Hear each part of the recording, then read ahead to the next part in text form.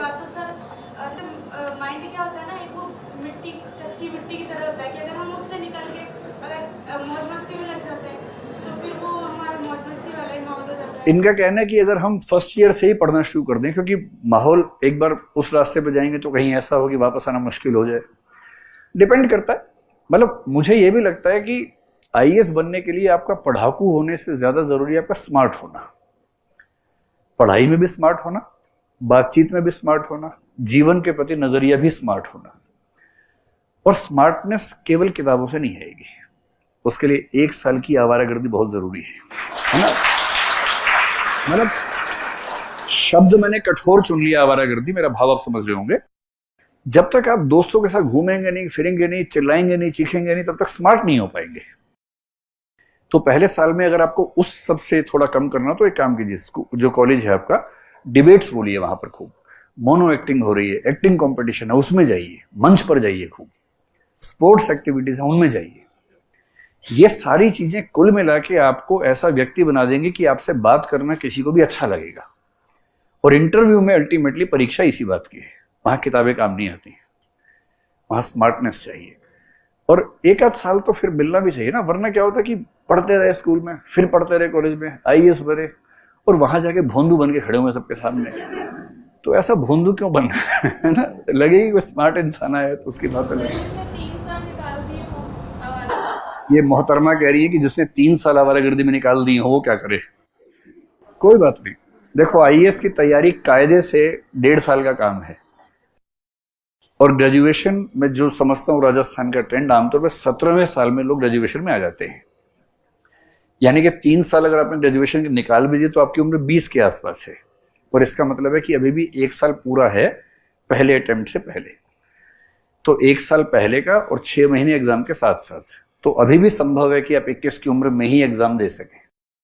Maximum 22 कर लीजिए, क्या दिक्कत है, 22 से शुरू कीजिए एग्जाम देना, और 22 ही तो लिखा है वैसे भी। तो ग्रेजुएशन निकल भी गई तो तनाव नहीं लेना है, जो निकल गया सो निकल गया। अब तो ये है कि जो बचा है उस पर काम करना है। ठीक है जी।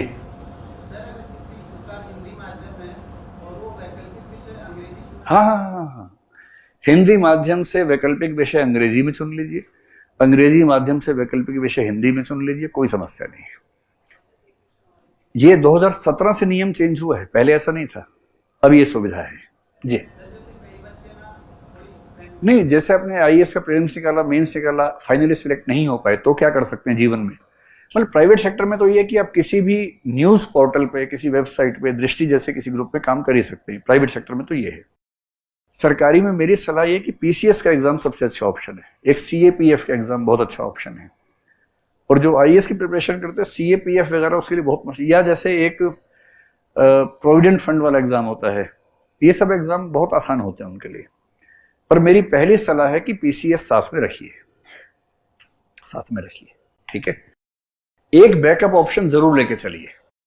अगर आप एकेडमिक्स में हैं, एमए, एमफिल, पीएचडी कर रहे हैं, तो वो एक अच्छा ऑप्शन है आपके पास। और अगर ऐसा कोई ऑप्शन नहीं तो पीसीएस का सिलेबस देखते रहिए। आईएएस की तैयारी के बाद किसी भी राज्य का पीसीएस पढ़ने के लिए मैक्सिमम 6 महीने चाहिए आपको, इतना ही चाहिए, क्योंकि तब आपका टेम्परामेंट भी ऐसा होता है कि बहुत जल्दी आप समझते हैं चीजों को। तो पीसीएस बेस्ट चॉइस है। नहीं तो टीचिंग जैसा कोई एक ऑप्शन साथ में बनाए रखने के लिए एमए जैसी डिग्रीज करके रखिए, कि संकट आए तो फिर वो कर लीजिएगा जी।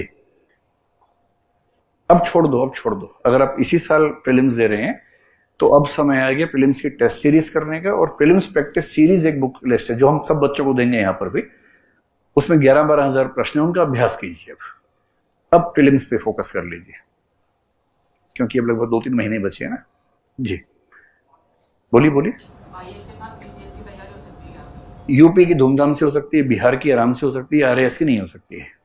इनका सवाल है कि क्या आईएएस पीसीएस साथ साथ हो सकता है।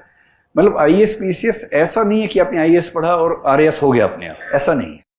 यूपी अपने आप हो जाता है, बिहार लगभग अपने आप हो जाता है। राजस्थान के लिए आपको कम से कम 6 महीने अलग से देने पड़ेंगे।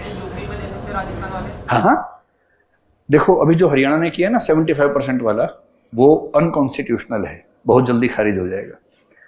किसी भी राज्य की सरकार भारत के किसी भी राज्य के व्यक्तियों के लिए नौकरियां आरक्षित नहीं कर सकती। आर्टिकल 16(5) संविधान का पढ़िए, समझ में आ जाएगा।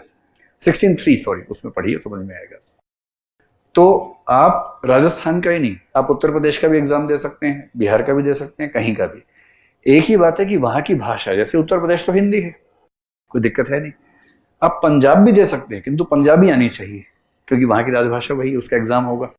आप तमिलनाडु का भी दे सकते हैं, बस तमिल आनी चाहिए। तो हिंदी स्पीकिंग स्टेट्स में तो आप हर जगह एग्जाम दे ही सकते हैं और पूरा हक है आपको देने का, सफल होने का। जी,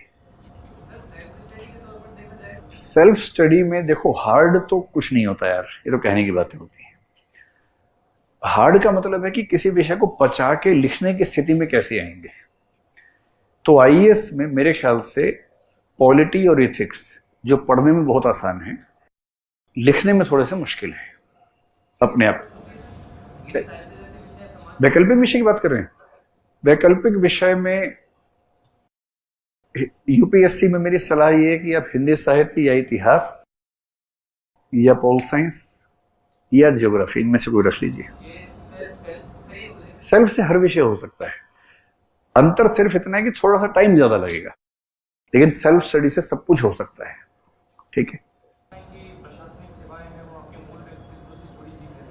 इसके लिए समय देना पड़ेगा, कभी बैठ के बात करते हैं अलग से, है ना। ये कह रहे हैं कि इस बात का अंदाजा कैसे लगाएं कि प्रशासनिक सेवाएं हमारे मूल व्यक्तित्व से मैच करेंगी या नहीं करेंगे। ये तो इंडिविजुअल सवाल हुआ ना, अभी हम कलेक्टिव सवाल लेते हैं, इस पर कभी और बात कर लेंगे।